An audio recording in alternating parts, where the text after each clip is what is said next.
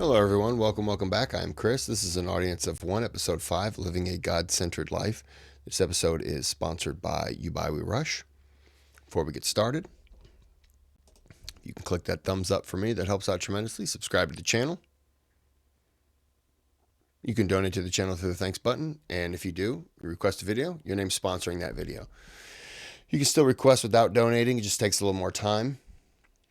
And you also don't get the little shout out. I just say the video was requested. All right, let's get into the video. So you're here because you've made countless mistakes. You've fallen from grace.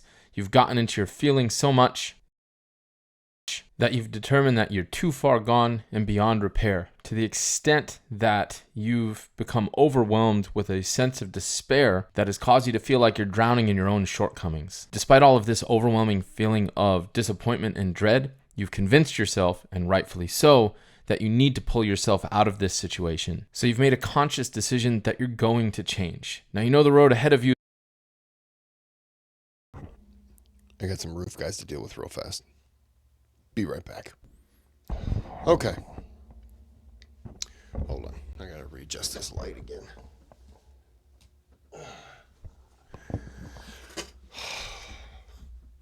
I love how it was there, the green screen, and then it phased away.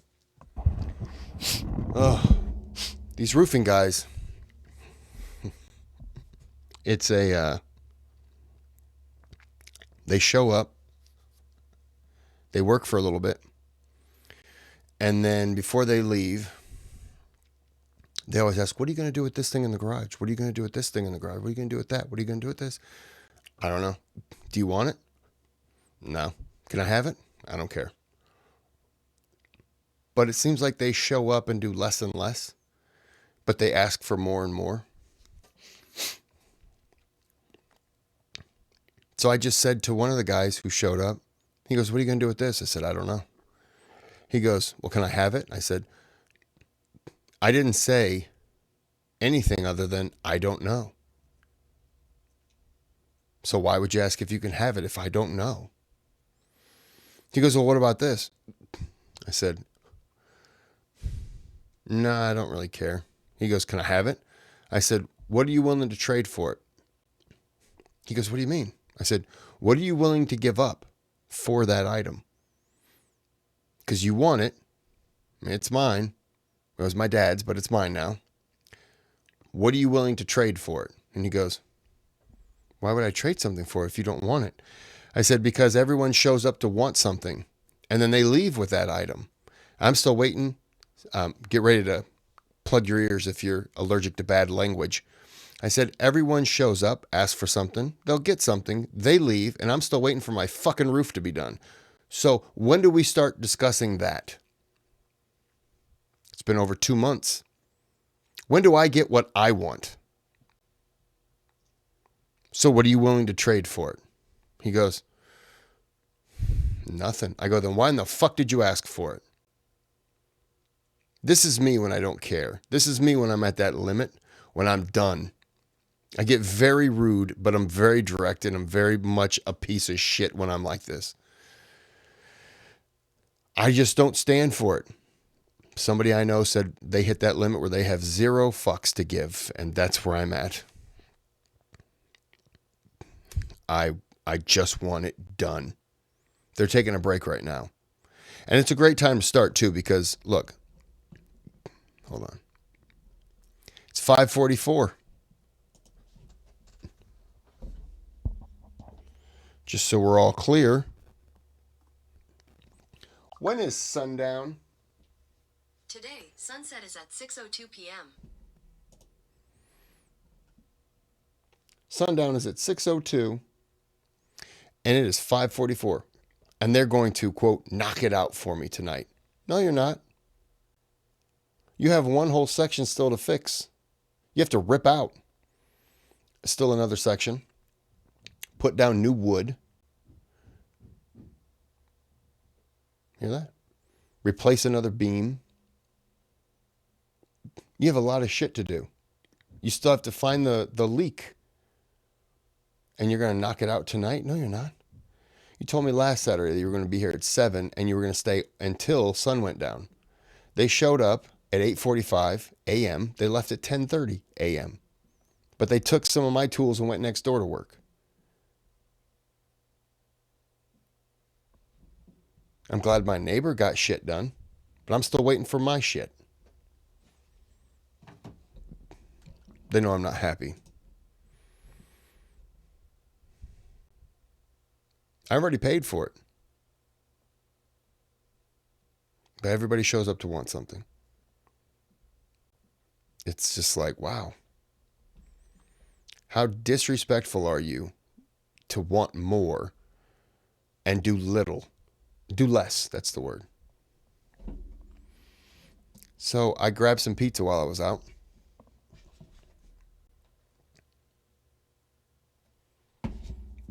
I'm going to eat some pizza and anger chew watching the video.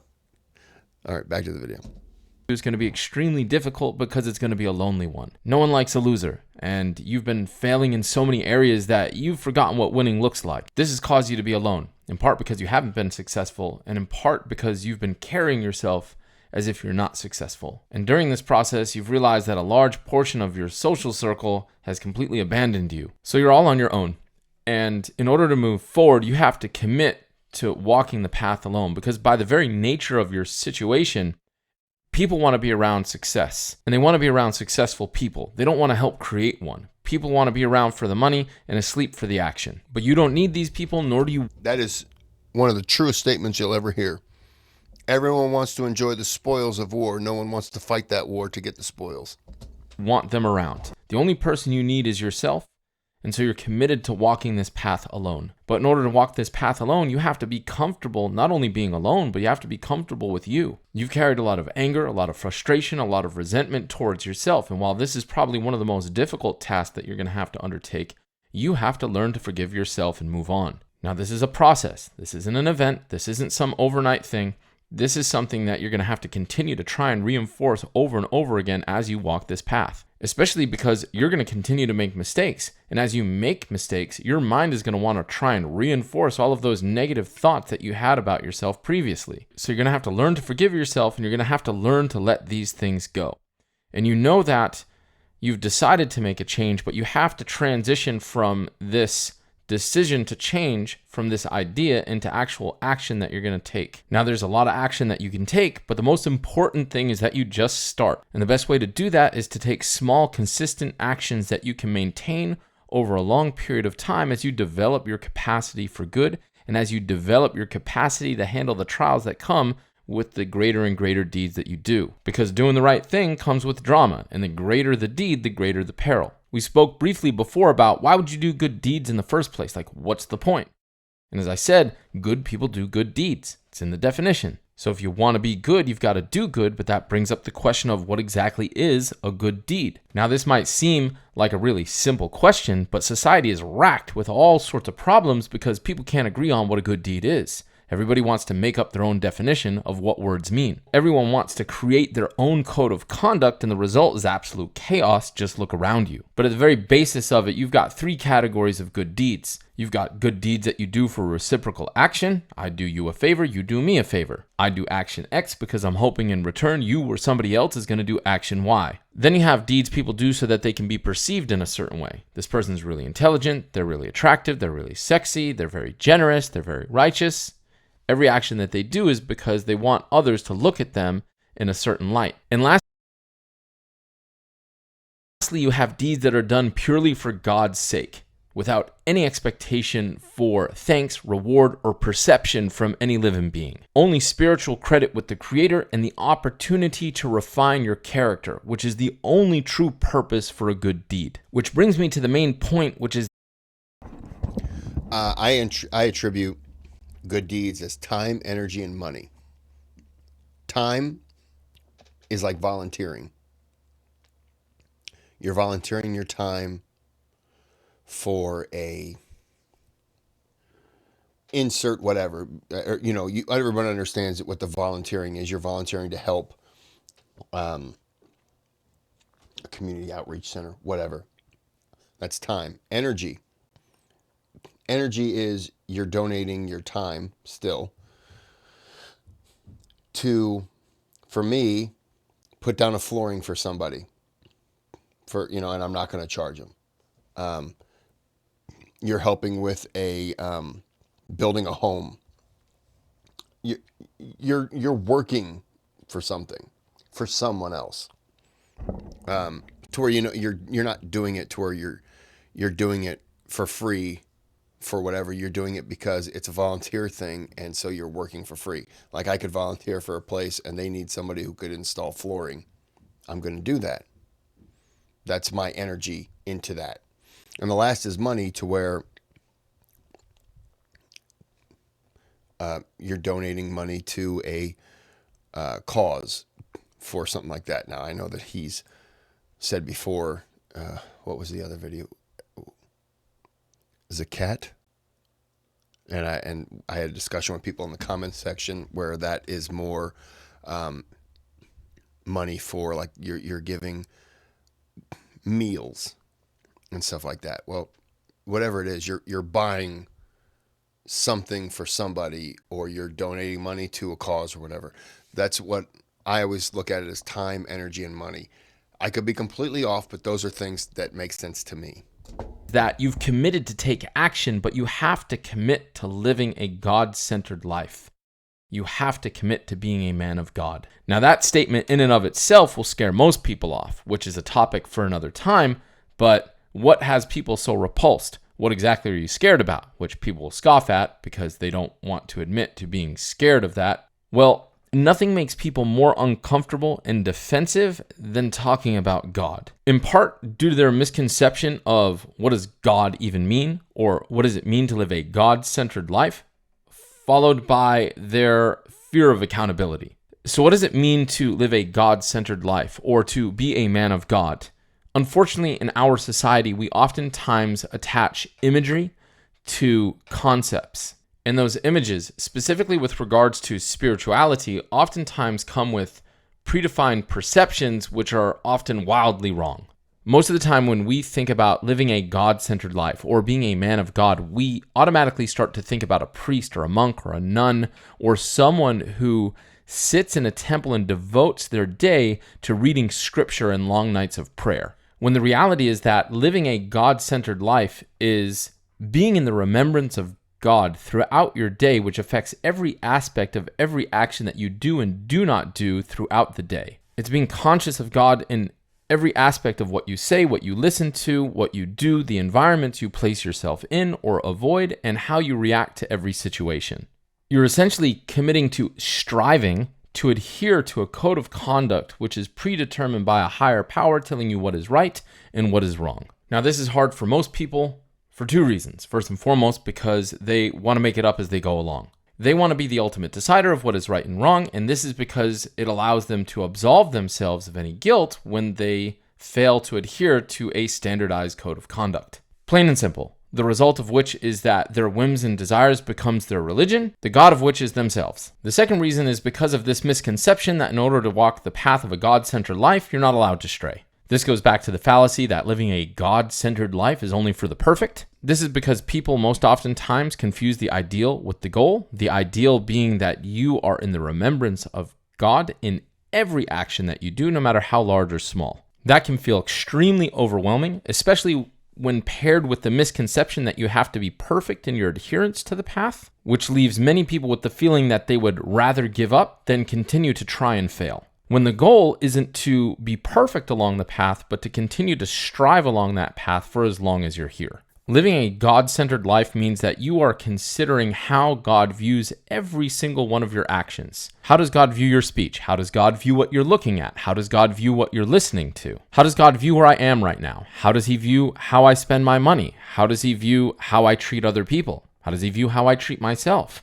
And that's before we even talk about how does he view our relationship with him. Now, this can feel extremely overwhelming for people because as you start to critically think about every one of your actions and break them down into smaller and smaller actions, it seems like a rabbit hole that has no end to it, which is absolutely correct because there isn't. But this is where people get it wrong. Just as we stated previously, that it's going to take time for you to increase your capacity for good, and that it's going to take time for you to be able to handle doing greater and greater deeds, it's going to take time for you to build up your capacity to walk a God-centered path. Because there is no end to how deep you can go.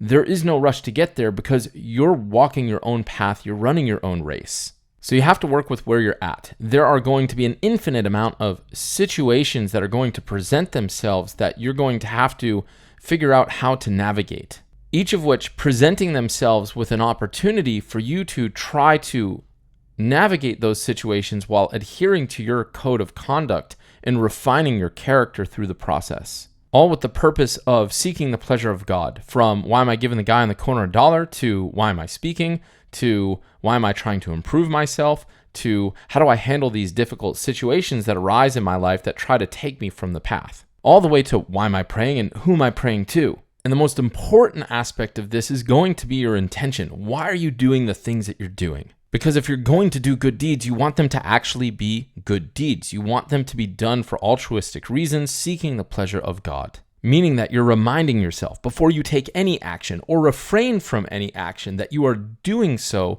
seeking the pleasure of God. Now, this is a simple concept that the vast majority of people miss, many of which don't even attempt to conduct, never mind master. This is because it takes an enormous amount of effort to focus on anything for an extended period of time, never mind trying to focus on seeking the pleasure of God in every action that you take throughout your day. But the benefit of this is that the more you are in a conscious state of thinking about seeking the pleasure of God, the more that you're going to be thinking about doing good deeds and avoiding evil. And the more that you're thinking about doing good deeds and avoiding evil, the more likely you're going to be to continue to do good deeds. Sorry, my dogs were under my chair, and then they started to fight. And I'm like, and avoid evil. And let's face it, the main reason why you're at where you're at and the reason why you feel the way you feel is because you've conducted yourself in a way that you don't feel you're proud of. Again, you have two choices. Do you want to be good or do you want to be bad? At the end of the day, good people do good deeds. If you want to be evil, you can go down that route, but you've done bad, and how did that work out? Now, you might come back and say, but I've also tried good, and look at where I'm at. But the problem is, you're referring to it as, I've tried, as if it was a one-off event that once you've completed it, you've either succeeded or failed. When the reality is, you gave up. That was the failure. Not the failure in and of itself, but the fact that you decided at some point in time to stop trying. You have to remember it is a constant process with no end. The goal is not a destination. The goal is a commitment to walking the path. Too many people think that they have a blank canvas, and the second they've messed it up, the artwork is over. Scars build character, they build experience, and that experience should come with wisdom, and that wisdom would definitely be beneficial to those who inevitably are going to walk in the path behind you. But they won't benefit from somebody who's wallowing in their own self-pity. Rather, they'll benefit from somebody who's walked the path, faltered time and again, but picked themselves up, continued to walk the path, and carried with them those scars and the wisdom that they learned from those experiences, and shares the wisdom from those lessons so that others may succeed or recover where they failed. Living a God-centered life has so many benefits. First of which is that it feels good to be good. Yes, it comes with trials, but the remorse for the fact that you did it right or that you at least tried is not one of them. Having a code of conduct that you follow is like having a map in the wilderness with all sorts of paths leading towards destruction that you can avoid because you know the proper path to follow. Being in the remembrance of God forces you to think about your shortcomings and how to fix them. It forces you to think about how to do the right thing in every situation, which is going to inevitably cause you to do more good than you do bad, which will lead you to start feeling better about yourself, which will encourage you to continue to do more good, which will then help you to continue to feel better about yourself and improve your situation. Living a God-centered life helps you realize that all of the trials that you are facing in life is not some sort of punishment because the universe is conspiring against you, but rather are opportunities that God has placed in your life in order for you to have the ability to show and to work on your true character. Living a God-centered life means that you continue to strive to be the person you want to become, the person that you were meant to be, instead of the person you resign yourself to once you've given up. It comes with a sense of strength and purpose and an immense amount of reward. Living a God-centered life means that you recognize that perfection is unattainable and that mistakes and transgressions are a part of the journey, and that success is not a destination but a commitment to walking the path. And that no matter how dark it gets, no matter how far you've strayed, that you are never at any point too far beyond your ability to come back to the path. You are. Somebody once told me, no matter how far you stray, you're still in the light. I got a hiccup.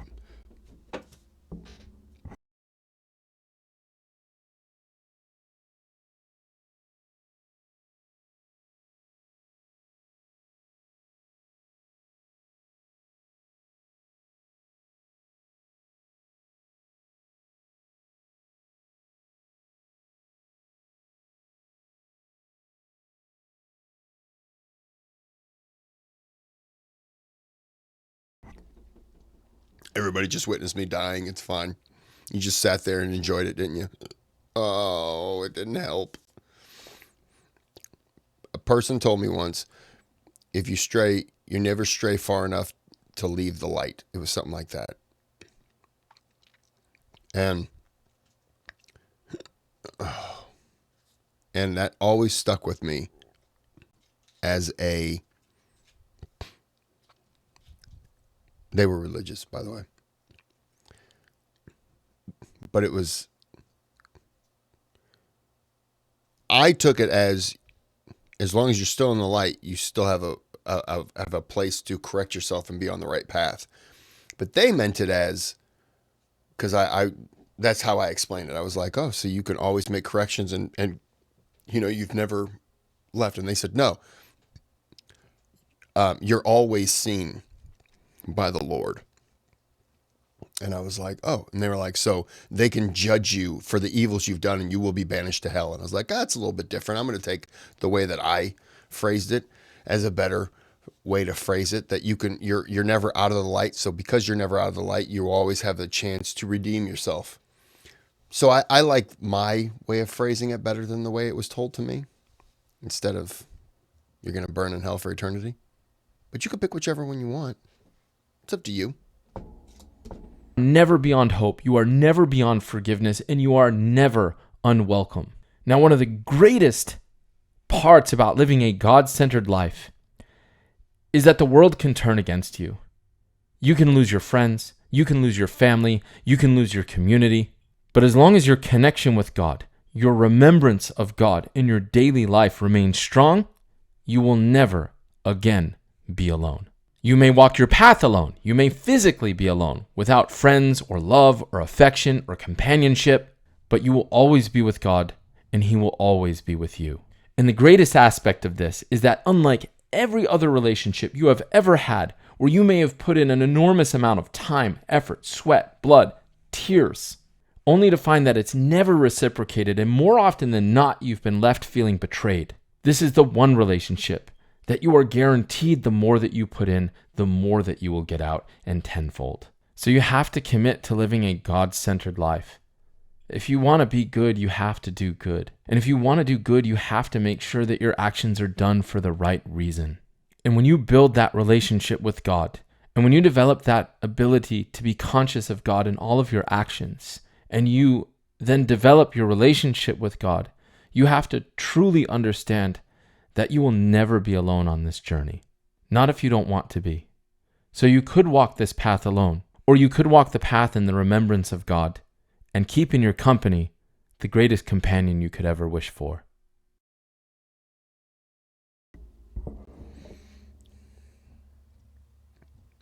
That was good.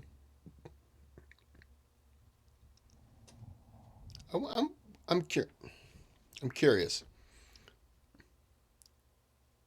and I know he's Muslim.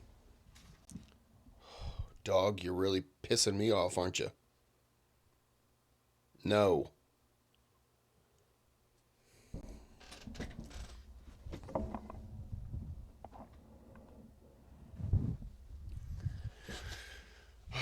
In phase.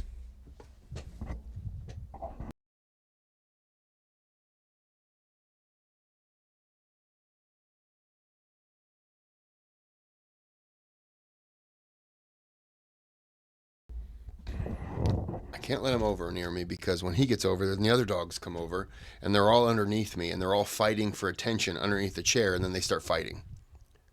Oh, it's irritating. This is good.